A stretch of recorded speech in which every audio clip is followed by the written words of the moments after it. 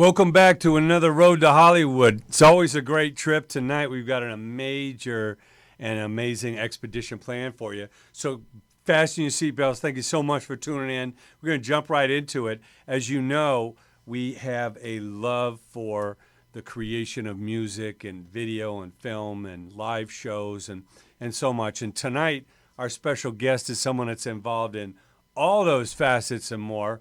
Welcome to the show. He is a former member of the James Brown Band, Parliament, Funkadelic, Bootsy's Rubber Band, too many to name. Please welcome to the Road to Hollywood. It's Frank KASH Waddy. Frankie KASH Waddy, funky drums and things, forever funkin' on, Bubba. There we go. Hey, Thank man. you so much for coming in, Frankie. Thanks for inviting I know it's me. going to take us several episodes to touch the surface of what we need to talk about, Yeah. but for the viewers, let's bring them up to date real quick. You obviously grew up in Cincinnati, Ohio. Cincinnati, Ohio. Where, of course, Bootsy's from, and James Brown, had his whole business operation, the label and the pressing plant and all that. Yes. Give us a quick history of basically you into music that formed into the P-Funk era and all that you've, done musically. I can't, well, I'll give you the best I can as quickly as I can. We started out in Cincinnati, of course, that's where I'm from. Bootsy and I grew up, and his brother Catfish, we grew up as kids playing together and paying dues and starving and catching hell or whatever the case. And through happenstance, we winded up with James Brown. We became the original JBs. And I'm going to give you a condensed version. And from the JBs, we stayed with James as long as we could. We left him to venture on. And then we called ourselves the House Guests. And from the House Guests, we got discovered by George Clinton. And then we became Funkadelic. And then we did that for a while. Now, the thing about George is very shrewd. George saw that we were self-contained. He saw that we came as an act. He didn't just hire each guy personally. We came as an act. So what he said was, in the very beginning, was he said, hey, man, you guys help me do this, because he needed a band. He said, and I'll help you do your thing after we get this thing going. And he stuck to his word. So what that did was it parlayed into Bootsy's Rubber Band. And the rest is history. I'm always going to remain Funkadelic. And as all of us are and will be. And I'm an original member and co-founder of Bootsy's Rubber Band. And right now I'm working with Bootsy. We call it BOOTSY COLLINS and the Funk Unity Band. We just got back from Europe less than a week ago. And it was amazing, very successful, and everything's going great. I'm drums, I'm band leader, I'm musical director, and whatever it takes to make the machine work. So that's pretty much the gist of that. I had to give you a quick version because it's a lot of things that intertwine in between all these things, but that's kind of like where it started and where it's at now. Well, I know we could be doing volumes and volumes and anthologies of the documentaries of the box set because so much history. We're talking the 60s, the 70s, the 80s, all the way up until now, being involved and loving music since the 70s myself. What was it about, number one, working with the hardest working man in show business? James Brown, I know you paid your dues and trial by fire, learned so much from him. What was the greatest thing about that experience? What did it really do to change your perspective? Well, one of the greatest things, the day before we got with James Brown, we played at a place in Cincinnati called the Wine Bar. I'll never forget, it was on the corner of Reading Road and Rockdale. And we made in total $15. That's in total. And they called it a benefit or something to justify it. And we had a Dodge Dart station wagon. We could put all of our equipment and all of us in this station wagon. That showed you how badly we were starving. And the next day, Bobby Bird came and rounded us all up, put us in a limousine for the first time ever, and took us to the airport. We never even looked in that direction before because it just wasn't in our reality, and we flew to Columbus, Georgia, to perform with James Brown. And what happened? His band, the orchestra, James Brown Orchestra, it was like a Mexican standoff. They wanted something and from him, and he didn't want to give into it. And in the meantime, he had us coming in to show them that, hey, it's gonna be his way or no way. Mm-hmm.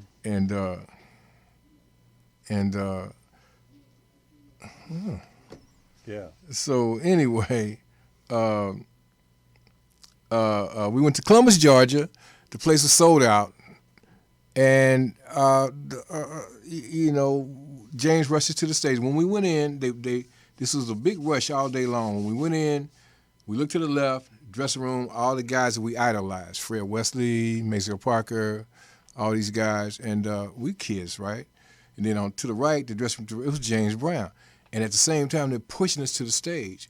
And James Brown comes after we get to the stage, and we're looking out at the audience. It's the biggest audience we've ever seen in our life, biggest stage we've ever been on. We played in such small places until we huddled up on this big stage. It had to be cute because we didn't. That was our space in our mind. That's where you at. Natural. Yeah. So James came on stage and he started popping off songs and the keys that they were in, and that's how we did the show.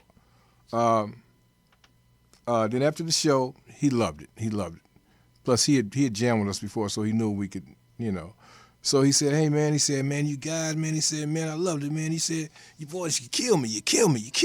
He said, I think I'm going to give you, now we made $15 the night before. Mm-hmm. He said, I think I'm going to give you $225. We like, ooh, wow. So we was writing it down, and then he said, nah. He said, I think I'm going to give you $300. And he said, oh, wow, $300, wow. We made $15 the night before. He said, no, I think I'm going to give you $350. So to make a long story short, we came out of there making about $500 a piece. And this is after $15. And this was amazing for us. Now, he asked us, he said, y'all keep writing something on that paper. What y'all writing down over there? And we said, well, Mr. Brown, we trying to figure out what everybody's going to get every time you quote an amount. We breaking it down for each person. He said, no, that's what each one of y'all getting. So, okay, now our minds we blown totally away now.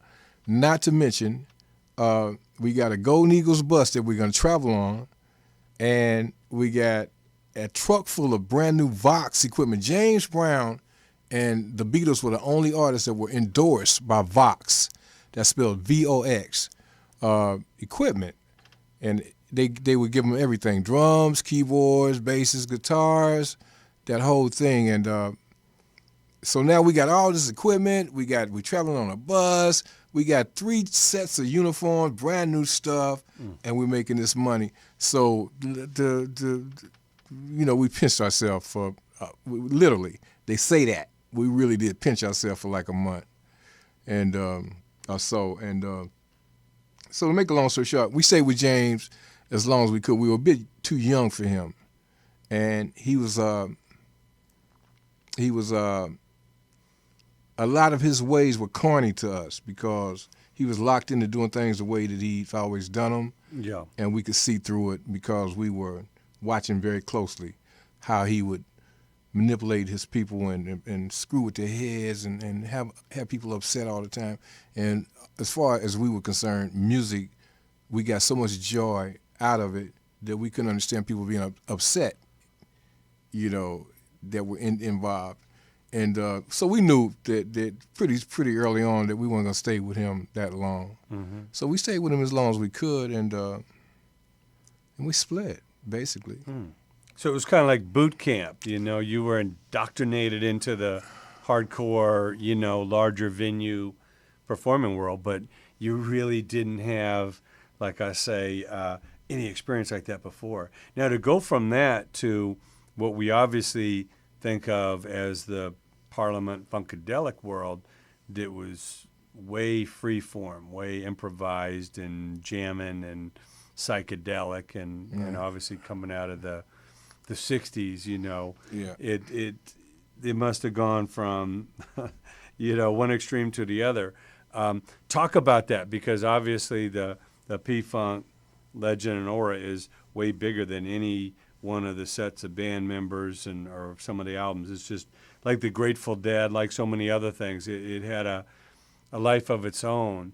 It's a movement. Tell us a little bit about, again, the difference by coming into that, and again, what are the greatest experiences you've had? What have you learned most from playing with the Parliament Funkadelic? Well, in essence, James Brown's situation was military, was staunch. It was like ABC, XYZ, 1, 2, 3. Everything was on the, it was that type of thing. And the one thing that a lot of people don't realize is that Jimi Hendrix tried to hire us to be his band. He wanted a more black act, and his girl, Faye Pridgeon, she was out there hanging with us with James Brown, and she went and told Jimmy about us, and because he was telling her, he said, "I want a more black band." This, that, and she said, "Well, you ought to see these guys," and he checked us out, and he said, "Well, I'd like for those guys to be my band, but they would have to quit James Brown, and I'd pick them right up." And I was game. I was ready to go, and the guys didn't really want to. They really didn't want to. So we didn't. What year was that? 70. It was right before the Band of Gypsies. Buddy Miles and Okay. Billy Cox. Yeah, and those guys, Right. And what we did was, so I'm saying that to say that irony being what it is, we would have went from the James Brown staunch, military type, ABC, XYZ, 1, 2, 3 type thing to the freedom of Jimi Hendrix. He might still be alive. We might be crazy as hell right now. I don't know. But that didn't happen. But ironically, we went from James Brown to P-Funk. So it was, I think it was meant to happen that way, to where we got both sides of the gamut, and then we hung in the balance. So whomever we went to, whomever we worked with, they got both of those things from us. Now what George did with us, we got that freedom that we needed to break that mold, that thing that James Brown had us into. We had to break our way out of that. George made it very easy for us to do that, because George's thing was, whatever you got, whatever you're thinking, bring it, do it, go for it. Right. And Again, more free form, more improvised, more whatever, stretching out, doing your thing. whatever. Well, that's amazing. Yeah. Again, our guest tonight, he is Frank KASH Waddy. We're talking about playing in the James Brown group. We're talking about Parliament Funkadelic, talking about, BOOTSY'S Rubber Band. playing and road managing and writing and recording and all of that. When we come back, we're going to be talking about the mindset that it takes. We're talking about not only veterans here, but we're talking about formalizing your game plan in today's market, because a lot of these old executives and musicians didn't quite keep up, and what we're talking about today is the mindset necessary to be that recording, writing, performing, creative machine that it takes, that's really, for the opportunities that are out there. So when we come back, we're going to be talking about IES and events like this, where you can really build on that camaraderie, not only respect what has been past, but take that torch into the future and create new things and new ideas. So please follow us right through here. It's a word from Indie Power. We'll be right back on the road to Hollywood. Forever funkin' on.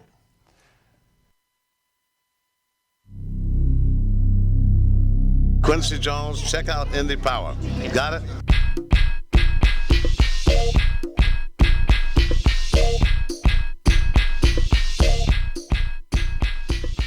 Yo, this is DJ Premier. Yo, what's up with it? It's your boy Young Rocket in the building. What's up, y'all? This is Lenny S. Def Jam Records. It's your boy Bun B. It's your boy Sam Sarpong from MTV's Your Mama, representing future stars. What up? It's Jake One. It's Code 187 from Brother Law. What's up? This Tap Out. I'm masking Skyscrape. It's yours truly, Chameleonaire. Stand on an independent grind. Stand on the grind worldwide. Doing it big with IndiePower.com. Fly wild, baby. Get connected with Indie Power. IndiePower.com, baby. I'm an independent label. My label's called Year Round Records. And the reason why I started my label is because I saw that the music industry has crumbled a lot lot. They say it's due to the internet and things like that and file sharing, but it's really due to the lack of passion and love for the art form that you invest your money into. The majors are taking a hit. A lot of major labels, you're kind of just a pawn, you know what I mean? Definitely. Labels are suffering, putting up this money to put out a record that doesn't work, or a record that just might, pop and might not. The industry is very finicky. You can be hot one day you're not. The next 3 years, I feel like a lot of people, it's going to be a lot more catches, it's going to be a lot more independent distribution to where majors really won't need them anymore. This indie thing is really where it's at right now, man. You don't gotta wait on nobody. You don't gotta wait on no phone calls for you to send something in, man. Get your indiepower.com on, man. I'm trying to tell you, man. You can be your own boss, control your masters, be you. I prefer the indie side of things and just, being able to run off of that passion and letting the streets dictate what's hot and what's not. Independent, I'm for it. You want to cut some of that middle stuff out, because sometimes the middle is what's making the most. The independent thing it's empowering because you control it, you know what I mean? It's something you can own and control. It's all about me controlling my own dream and getting my own money and collecting my own royalties. And it's all about being able to venture into whatever direction I want to and not having anybody to tell me what to do. But you're the one making the final decision on everything. You're not having somebody telling you you can't do anything. You can do whatever you want. No one's going to do it the way you do it, you know what I mean? Be your own boss. indiepower.com. I'm independent. I'm like the only R&B cat out here that is independent, pushing these units the way I'm doing it at a major scale. You really are passionate about what you do as an artist, which like I am, you gotta take it upon yourself to start your own business. I've always been in a production company, but to be a record label, it's the best way in order for me to get my music put out the way I want it to be put out. Follow your dreams, stick with it. Don't worry about what they say about the record companies, man. Make your money off tours. Make your money off ringtones. Sell your songs to movies. Get a small team of people that you believe in, that's hungry, that's ready to go out and make these phone calls every day, that's willing to take the money that you invest and use it and work it and work it and work it. indiepower.com, that's the place you want to be, man. Control your destiny, man. That's where it's at. The independent power of the movement. You know what I'm saying? Yo, what are you waiting for, man? Go to indiepower.com, set yourself up, make something happen. And they'll get you plugged in with that distribution, the promotion, the marketing, all that stuff so you can get off the ground with your stuff. If you need to get your stuff heard, if you want to become that star that's going to shine, please, man, indiepower.com. If you got skills, you rap, you do rock, whatever, and you know what to do, you better holler at Indie Power. I'm telling y'all, yo, what you waiting for? Time's running out. Holla at him, Indie Power, #1. You majors, holla at your boy, man. It's official. I'm gonna do it independent style. indiepower.com, baby.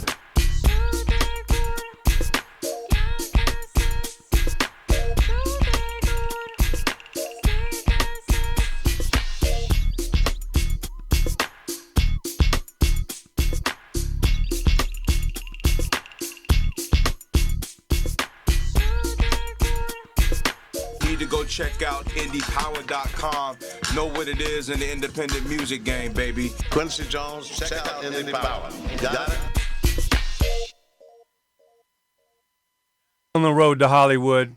Thanks so much for tuning in. Our guest tonight, he is Frank KASH Waddy. He's a veteran of the game, playing with not only the hardest working man in show business, James Brown, all those legendary performances, songs, the Parliament Funkadelic era, the BOOTSY Collins, and the whole Bootsy Rubber Band, which, of course, Frankie grew up with and continues to work with these days. Just back from Europe. Let's talk a little bit about the mindset, because you're out there traveling. You're seeing, some of the artists that are working and some that aren't, and some that get stuck on that, that oldies train you can never get off of, and some that keep contemporary. Let's talk a little bit about that mindset, because as we've seen the business radically change in the last 5 years, more or less the last 20.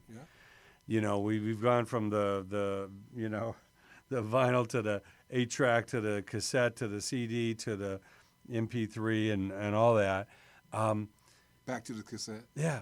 Let's talk a little bit about, well, especially back to vinyl these days, but let's talk about the mindset is necessary. Why we put on IES, and of course the road to Hollywood leads to the Indie Entertainment Summit. But talk about why that's so important is growing relationships and learning some of the success techniques from other people, really being perceptive and proactive on, never being hardened clay, always being fresh enough to be molded with what the audience wants, what's going on in the business, what there's a demand for, all of that. Talk a little bit about what you see, that's necessary. Open and flexible. Open and flexible. You have to be open. You have to stay open, and you have to remain flexible because things have to change. But at the same time, it's almost like you have to pick the good part out of a situation that should stay. And then what you do is you add that with something new and something fresh. One thing that I say that, and I'm probably, everybody won't have to agree with everybody, but tracking is not really, how can I say it? Artists that try to track now are not really getting audiences off because they're not getting that feeling that they should get from the music. That parlays back to what we've done in the past and what worked and what still works now. Now, what we have to do is find a happy medium, a middle ground, where you can try different things. You can go digital. You can do this. You can do that, but you still got to keep that analog in there. You got to keep that warmth in there, and you got to keep that live feel in there and that sound. Because I'm gonna tell you something that the people don't realize. I want to say ignorance, because ignorance is not a bad thing. You only know what you know until you learn more. The digital era, it tells you that, well, if you do it like this, it's mistake free. You won't make no errors. You won't make no mistakes. But what they don't explain to you is this: some of the best parts of a song or parts of music is a mistake. Yes. It's the looseness, the realness, the human aspect. Exactly. Yeah, nobody's a perfect robot. Exactly. Now the trick to it is how quickly you recover. Now if you get stuck and you get lost and you get hung up, then that's a bad thing. But we've made errors on stage. We made mistakes on stage, and the mistake was so nice until we demanded to do it again. Do it again. Do that same thing, and then that became part of our repertoire because it worked, and we were locked in so tightly together until, like we weren't going to accept failure. We weren't accepting no aspect of failure. So if we made a mistake, a human error, we turned it into, through recovering quickly, we turned it into a good thing. You can do that with live music. You can't do that with canned music. You can't do that with tracking. So at the same time, I'm not going that route on you guys. But what I am saying is the aspect of live music, the feel, the sound, that warmth, that what it does to your body, what it does to your biorhythm, it only comes from that. And we can't lose that aspect of it. We can't lose that aspect of the genre, of the music. We can't lose it, because if we lose that, then all we're gonna have is that's all we're gonna have, and that's all you're gonna get all night long. And yeah, I mean, what was so great about the blues players, was that expression, of taking a note and just bending it, or going with the flow, like jazz or something. It's just, we don't live in a perfect world, and one of the greatest thing about art is the interpretation of the viewer, the listener. It shouldn't be like everybody gets the same experience. Yeah. I remember a time when hip hop, the guys, Snoop and the guys, and all of them, all the big hip hop artists, they could go on stage with a DJ and a hype man, and that was like the group, that was the act. Mm-hmm. But then what happened was, through happenstance, we traveled and traveled and traveled, and we played live and played live and played live. Before you know it, we were catering to little white high school kids to middle age to a middle-aged fan base, and they had to have that. Once they got a taste of it, once they realized what it was, then they had to have it. And then what followed that was, now the hip-hop guys would not go on stage without a band. You know, they're going to have a drummer, keyboard, you know, guitar players, even horns or whatever. But they make sure that they got live players up there because that's what people want now. You know, because they understand what it is and they want that now. We were talking about Snoop and this funk project that he's doing now. 7 Days of Funk. 7 Days of Funk, yeah, Dom Funk. Okay, well, the whole essence to that whole thing is he's got a little guy that plays an instrument. You know, that's part of his stable now, and he's catering to our funk music, and I love it. I mean, I think it's respectful, and Snoop is our boy. I mean, Snoop is our people. That's our family, and he loves us, and we love him, and he's showing his gratitude toward everything he's gotten from us and through us by catering to our funk now. He's went from hip hop to funk now, you know. And I think it's a beautiful thing, man. Let's talk a little bit about the business sense, because again, it's one thing as a musician, but you can be making great art all day long. But if you're not keeping up with how to get it out there and build the audience and the social media and the new technologies and streaming and all that, think about the mindset, because again, that's one of the important things about IES is really the combination of the creative, the entrepreneurial business side, and the technology side. Really bring that all together because, like I say, we're not in a world where our government gives us grants to just make art. You know, the way to make a living is kind of transition, and at the same time, all these new technologies. So where before, you know, there was all these labels that was going to put out your music, give you a budget to record, do all the promotional marketing. You just show up at a gig. And now more and more of the artists, by their choice or necessity, are having to wear a lot more hats and be thinking about, you know, marketing and friends and fans and views and clicks and likes and, you know, all of this. Obviously, some acts are completely independent. They're all entrepreneurial. You're talking about the jam bands and all that. I mean, there's all sorts of levels of people that they are the label, they're their own publisher, they got management within, they are booking their own shows. It's completely their own little world, and a lot of them are making a living completely off the radar. You know, mainstream doesn't even know who they are, and these guys are making six figures. They're doing what they love to do. Their audience is following them around the gigs or whatever.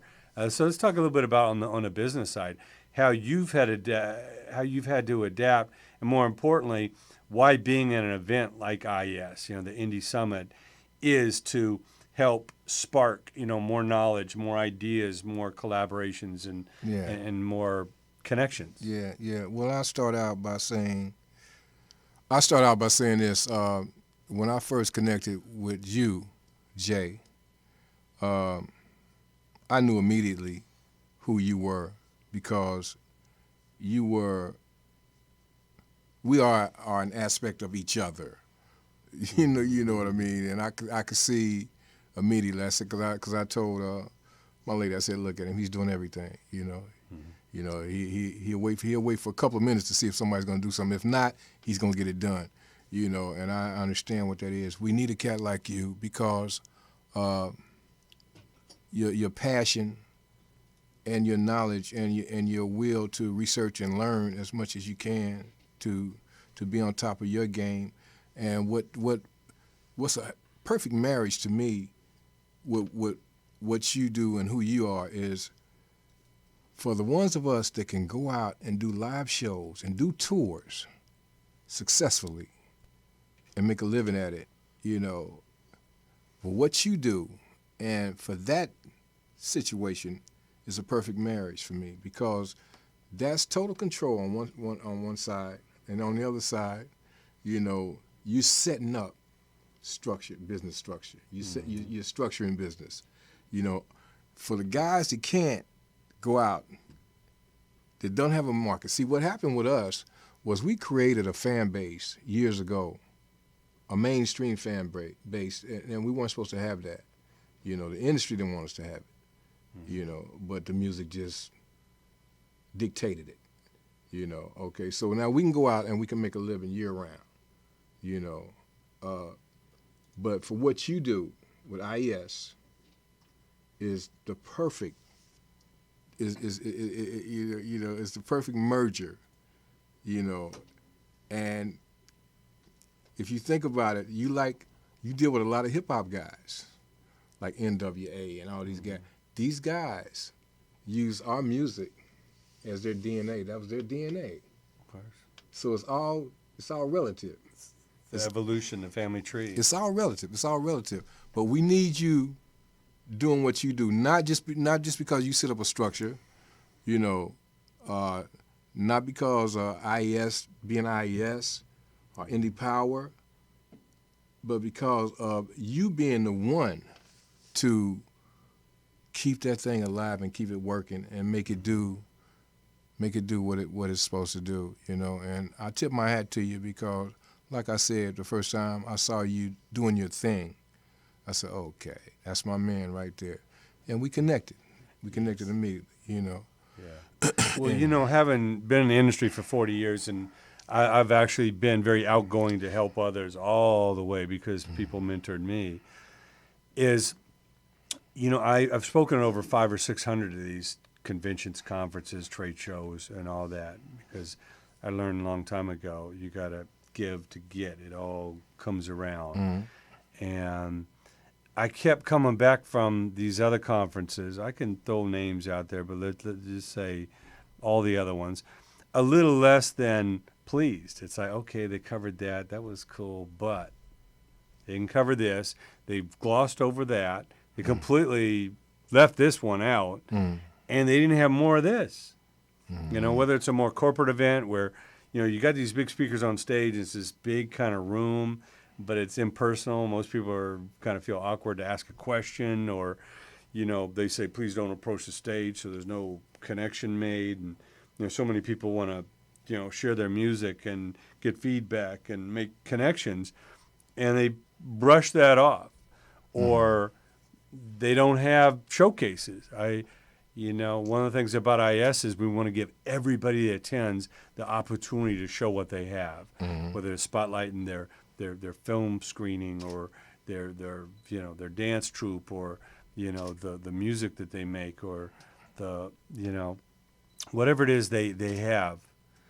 We really encourage that, because you go to these big giant things like South by Southwest, which I'll be at next week. And on one side, you got this big drunken spring break Mardi Gras freaknik, got a party out on the streets that just way too much alcohol, way too many brain cells obliterated. And then you have this big corporate conference down the street that costs over $1,000 to get in, and you know, there's good speakers and stuff, but you know, more people are ready for the party down the block. You smell the barbecue and the beer and the screaming. So. Again, I know there needed to be something better, and L.A., of all places, the entertainment capital, Los Angeles, didn't have anything like this. And I knew the town is just filled with people. I don't care if you go on the technology side, or the playing side, or the recording side, or the staging side, or the new media side, or any of this. It's all right here. So, you know, once we, again, put the flag in the ground and now have created IES success year after year, it's time to continue to get the word out. Let people know, whether you make music, you produce, you're a songwriter, you're a screenwriter, you're a filmmaker, a video editor, you know, again, a live musician or a recording engineer, or no matter what you do, anywhere in the creative process, the Indie Summit, IES, is an opportunity for you to really maximize, you know, learning from those that are doing what you want to do more, you know, that higher level people, learn from, you know, the current success stories, and make some new relationships. Again, I always say that most of these people at IES, very difficult to get on the phone. You know, as busy as we are as executives, if if a phone call comes in and you're super busy and you're on deadlines, the last call you're going to take is from someone you've never heard of. You don't know what they're calling about, know nothing about them. And obviously, the higher you get in the business, the more you don't have chances for those cold calls. You know, I got Joe Blow on line 4. I don't even know who you're talking about. Take a message. You know, it's the opportunity at IES, and we planted it from day one, is everybody's approachable. Mm-hmm. Everybody is interactive. There's new people to meet that's going to spark some inspiration or knowledge in an area, or just that common goal that we're all independent, creative people, entrepreneurs that are moving forward. And really in the indie world, I always felt that people come together and they share information a lot more. Mm-hmm. They're very giving, whereas opposed to those big labels in the past, they were all competing against each other. Mm-hmm. So it was like the Hatfield and the McCoys, or the Seahawks and the Broncos. They're not going to share any information. Mm-hmm. Matter of fact, they're going to throw some false information out there and spy on you and do whatever they can to make sure you fail. But in the indie world, you know, the super success of a Joe Bonamassa or a Tech Nine or Macklemore this year or any of this doesn't take away of anybody else's opportunities. It's a level playing field. Yeah, it's really wide open. So that's what we're so excited to be able to do, is give people those connections they could never, you know, generally make on their own. Spark it with ideas. Like one of the things we do is we call it a case study of a success story. And like we broke down the Guns N' Roses album, Appetite for Destruction. How did these 5 guys who just were living on the streets of Hollywood, who never made a record before and pretty much, you know, never had been in a major studio before, how did they make one of the biggest selling albums in history of mankind? Mm-hmm. Appetite for Destruction is like 60 million sold. Mm-hmm. I mean, it's right up there with Thriller and the Eagles' greatest hits. And how did that happen? So what we do is we reunite as many people from that project, and we talk about the mindset of coming in and recording or writing those songs, or how the live performances of that video was made. Or, you know, we can look back at it because in the case of like a Guns N' Roses, that album was it. They peaked with their first album. Sure, they spent, you know, 12 years and $32 million on Chinese Democracy to try and create what they did in a garage on the first album, you know, and it's so exciting. This year we had people from Macklemore's team, and, you know, obviously since IES, he's swept on the Grammys and won all the MTV awards and the BET awards and the American Music Awards and all that. But more importantly, he put out music that resonated with people all over the world. There's, like I say, there's festivals in Germany. They're singing every word, you know, that he does. So it's amazing. How'd they do that without a record deal or a rich uncle or Bill Gates backing you, or, you know, your father works for Clear Channel or something? You know, the whole idea is to really spark ideas and get people talking. So that is one of the reasons why we fight so hard, so long. We put in tens of thousands of hours to be able to give you, you know, IES. So you know what's really great too. I don't mean to interrupt you, but this is crazy, man. Please say something about that. Yeah. Well, you know, at the NAMM show, if anybody knows about the NAMM show, it's kind of the Super Bowl of the music gear world. That's all crazy. The instruments, the software, the hardware, all that. Well, we did a panel at NAMM called Making Money, Making First Music. time ever. Absolutely. And what we did is we brought in about 6 of the powerful speakers from IES and gave everybody a real dose of, you know, ideas of where are some of these revenue streams coming from? What's happening in the world of touring and merchandising, and, you know, people talking about streaming and Spotify, and then they hear about you got to have so many plays to earn a penny, or, you know, where's the money to be made? Is it film and TV? And right back to what I was saying before. This is this guy. See, this was an idea that he came up with, and this was a chance that he took. He didn't know how it was going to turn out. He didn't know if people were going to take to it, if they were going to even come and sit and listen to the panel. And it was a total success. You know, I don't think it was an empty chair in there, you know. Yeah. And it's that's what you got with Jay. And I really enjoyed it thoroughly. And it was and the people that came, they got so much from it. They got so much from it. But I just want to touch on that because that's how you move. That's how you do your thing. Well, again, when we talk about the mindset, it's not that I switch on. It's not like I even go to work in a sense. But every day's an adventure. And what I've loved all my life, because I started early as a player, age of 6, after I saw the Beatles and Ed Sullivan when I was 5, I had to have a guitar. I had to play in the bands and went from playing in the bands to putting on the parties and then started working as soon as I could from high school into college and getting that apprenticeship, being under the Donald Trump, so to speak, of the radio world and the concert business and all that. So I hit the ground running, through great mentors. And like I said, I love to give back. So that's part of it really is the mindset. I mean, we live this every day. I get so much joy in my life out of seeing talented people flourish, seeing them shine, seeing them get opportunities. To mention any of these garage bands like a U2 that went from a little dingy, garage in Dublin, Ireland, to changing the world, or certainly with the Beatles, or what we talked about, James Brown, Parliament, Michael Jackson, Prince, whoever you want to name, but an act that literally came from one room to, the world. Yeah, to the world. Really touch the world and all that. That's inspiration for me every day to give my all, to see talent flourish and not be greedy, whether I got a stake in it or, all that.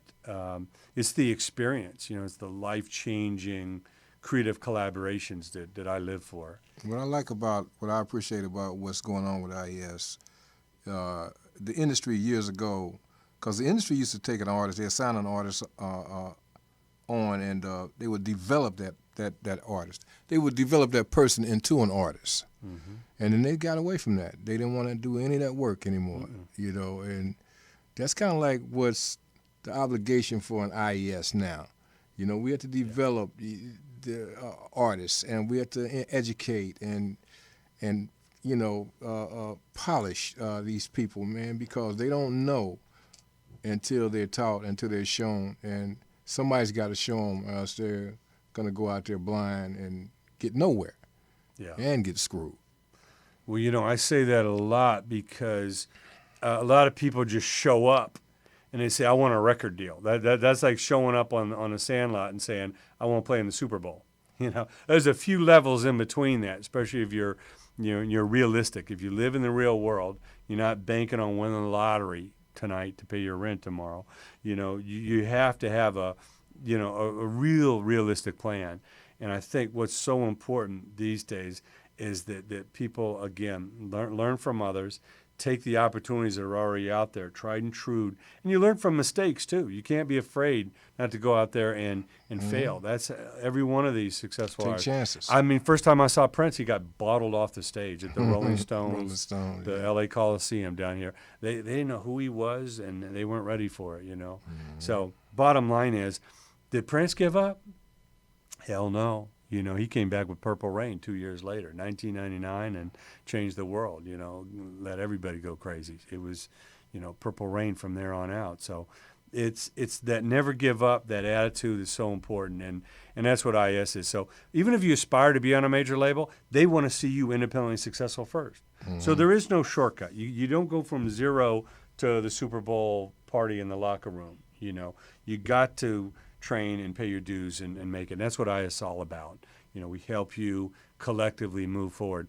And it's really what you put into it is what you get out of it.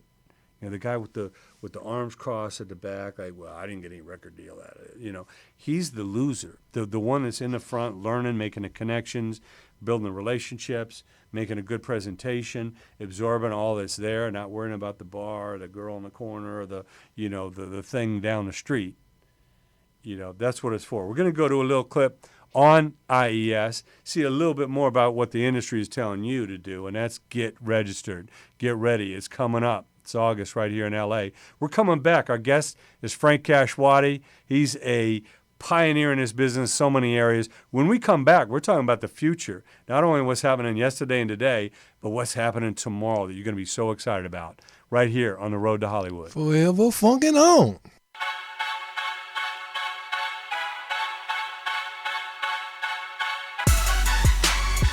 Hey, what up? This is Corey from Slipknot. This is Matt Sorum from Velvet Revolver. What's up? It's your boy Mac 1-0. Hey, this is Mike IES from Mouse and Chains. What's up? This is Be Real from Cypress Hill. What's up? I'm Sean from Yellow Card. It's your boy Warren G. I'm Brooks Wackerman from Bad Religion. Hey, yo, this is Method Man. This is Mick Jones and Foreigner. I got a question for you. Are you serious about moving your creative career forward? Then you need to be at IES. If you're a musician out there, you got a band, you want to rock, don't sit down on your ass and wait for someone to knock on your door.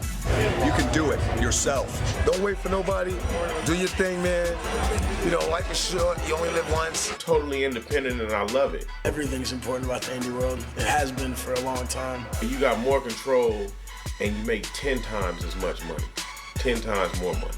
Don't wait for the record label, do it yourself. People need to hear the music that's in your head, that's in your fingers, that's in your heart. So get out there and let's hear it. Because of the internet and because of the greed of those old school executives at these record companies, the power is now in your hands, artists. Take back your art and don't sell yourself cheap or short to anyone. If you believe in your music, if you believe in your gift, if you believe what God has given you, make sure you go to IES, show the world what you got. It's gonna be going down here in Los Angeles, and it's something that gets all you independent artists getting going on that drive, doing what you guys gotta do, man. Be independent. Don't be afraid to be independent. You gotta be a part of doing you first, and that means independence. I implore you to go to the IES, the Independent Entertainment Summit, and do your thing. If you think you know what you're doing in this music business, I don't care who you are, there are things you will learn. The indie way is the way, you know? The large corporations have basically disintegrated. They're looking to the indie community to create the music and create the genesis of what's going to be the next environment. If you started a new band and you're having a little bit of trouble figuring out where to go next or what you should be doing, who you should be talking to, whether you need a record label or how to get your music distributed, you need to go to the Indie Entertainment Summit. That's the place where you go to meet industry panel experts. They're going to tell you everything you need to know to get you where you want to be. For me, I spend all of my days and months going around the world educating musicians on how they can better actually release their music and market their music. Part of my mission, it's part of the way that we can grow the music business. So I'm going to go at all the important summits that I can go to, and the Indie Entertainment Summit is going to be one of the places that I'll be. You want to be educated? You want me to help educate it? You better be there. If you rap, sing, dance, model, DJ, or act, or like myself do comedy, you can't afford to miss this conference. You're trying to do your thing in this business, and you're tired of waiting on somebody to help you. In August, come to LA, the Indie Entertainment Summit. You know what time it is, man. It's that time, Rolex time. Chasing cash, get money, big care. Shout out to Hit Boy, G-Rock, Money Making Man, Stacy B, it's Circa, and we here with the Indie Entertainment Summit, man. Y'all need to be here, man. It's in LA in August, man. Beautiful people here, man, dropping knowledge, dropping gems about this new way to pursue this music and a new way to get this money, man. It's the Indie Entertainment Summit. That's the IES, baby. Very important place to be if you want information to take things to the next level. You may not have access to the internet. It's okay too. Go there. You have an opportunity, IES. Write it, rap it, produce it, mix it, arrange it, rap it, sell it. That gives you the power. Every second that you're sitting on your butt waiting for something good to happen, your competition is passing you by. So if you got a dream, go and fight for it and support Indie Entertainment Summit. I need y'all to come out to my city and represent with the Entertainment Indie Summit. It's going down August 1st through the 5th. If you're an independent artist, you're an independent label, you want to get your music out there, you want to network, come out to Los Angeles. All you gotta do is, if you want to blow up in this industry, go to IES conference in LA, Google it, you gotta be there. Showcases, panels, opportunities, everything that Indie Entertainment Summit does is something that is very much for today's music industry. We know how it used to be, but we don't know how it's going to be tomorrow. But I think the Indie Entertainment Summit is going to be an opportunity for motivated, ambitious professionals to meet each other. Music business is a hard thing to break into. So you gotta do what you can. Check out IES, Indie Entertainment Summit. If you're gonna be anywhere, you need to be at IES, man, in LA, man. That's where it's gonna be at. It's going down just like that, August 1st through the 5th. IES, man. If you ain't going to IES, you ain't gonna live to be an artist. You know why? IES, feed your mind, feed your soul. Get a good lawyer. They'll teach you which way to go. If you're serious about your music, where do they need to be? You gotta be at IES, yo. What's that? Indie Entertainment Summit. You should check it out at IES.com. Hopefully this will become an annual event that we'll all be going to many years from now.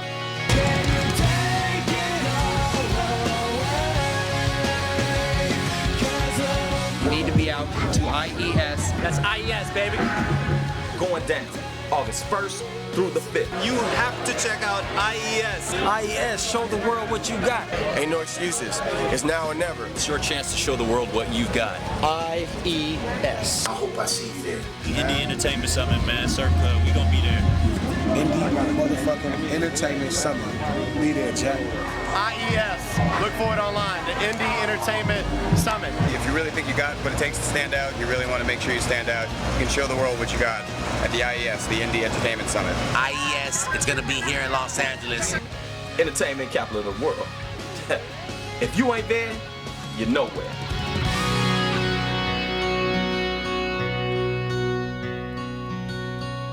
We're back with The Road to Hollywood, action-packed show for you. Our guest this week is Frank KASH Waddy, the legend from James Brown to P-Funk from Bootsy to right now today. Not only will he'll be at IES, and of course we inducted him last year and really started the whole funk honors. You know, we do the hip-hop honors, we do the rock honors, but Frankie is the first person inducted in the funk honors. And I know we're going to be joined in this segment by Sally Bayram. And Sally works on the incredible show Unsung. And if you've seen Unsung, Behind the Music, all the great, classic albums, all the great documentaries, why is it really so important to document this music? Why is it important to preserve the legacy and the talent?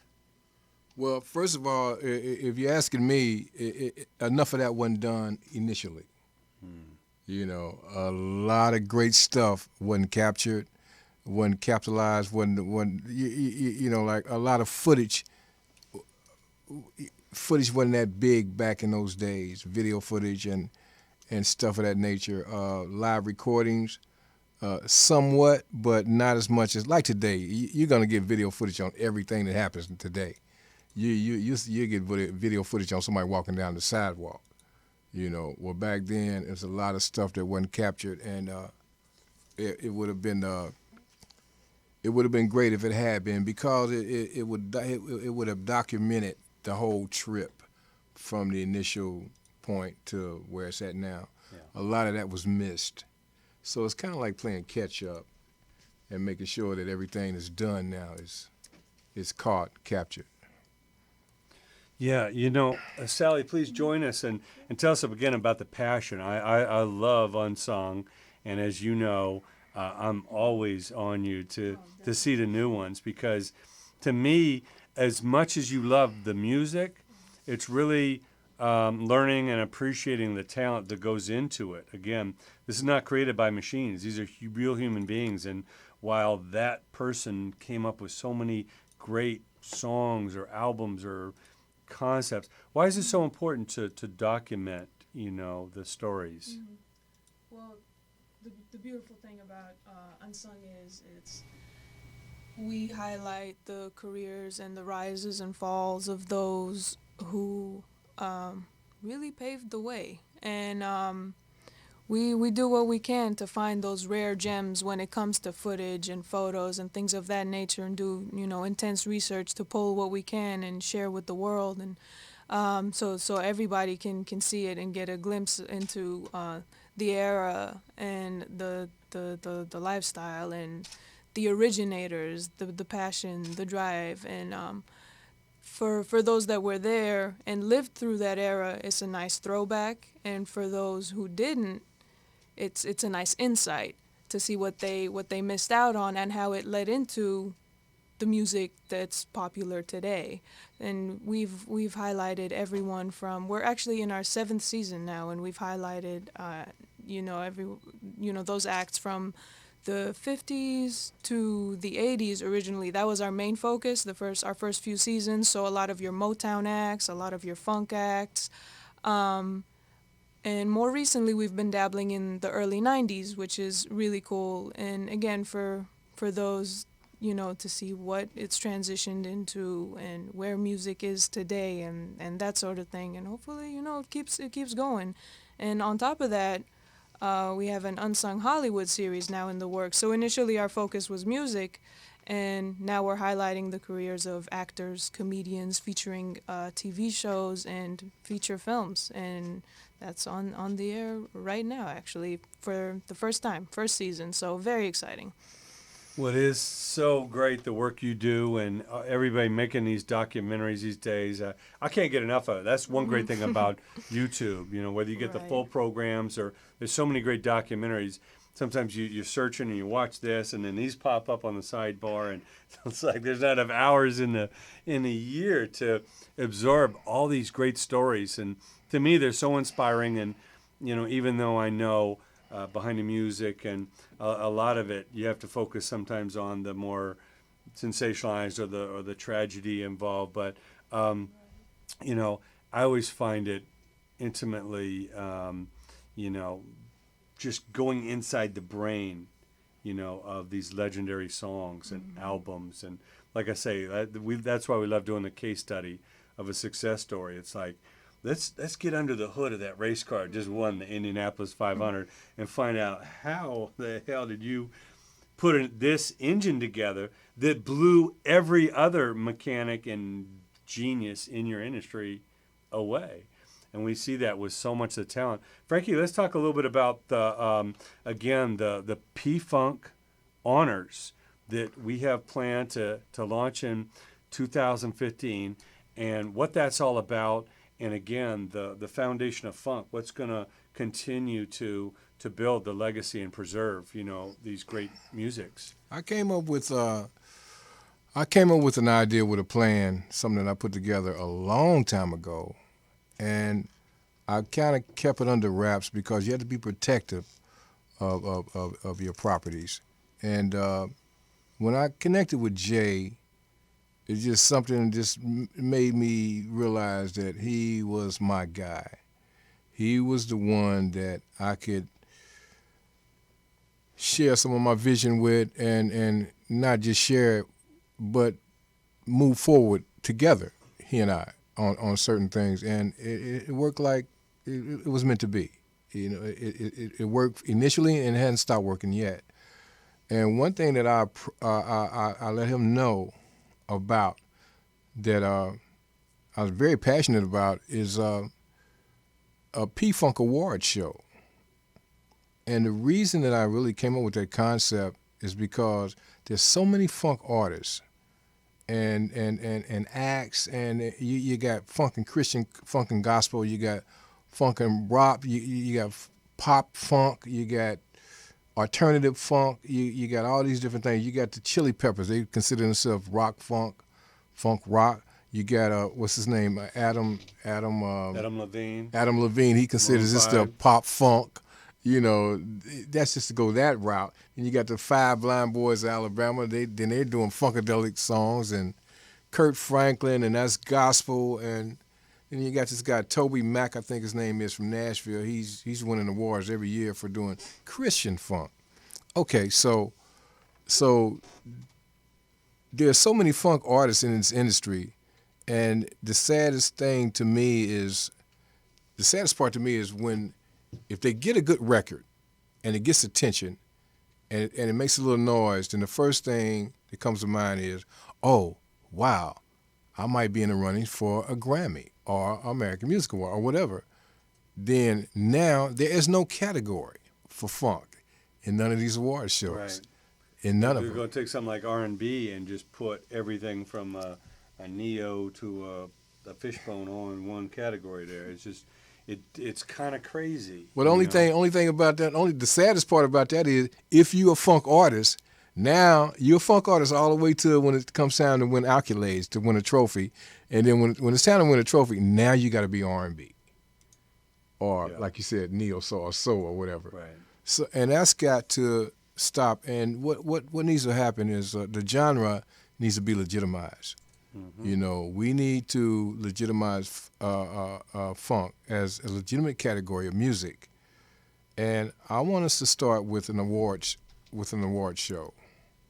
You know, and I believe if we start with an award show, that'll gain the attention that we need, and we come with our own category. Mm-hmm. Mm-hmm.